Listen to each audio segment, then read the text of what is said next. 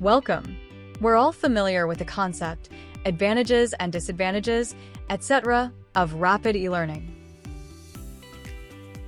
But do you know what are the 3 rapid e-learning accelerators? In case you don't, let's learn today. Authoring tools are one, as they provide the platform for creating, editing, and publishing e-learning content. Learning management systems are the second one, as they help in delivering and managing e-learning content, tracking and analyzing learner progress.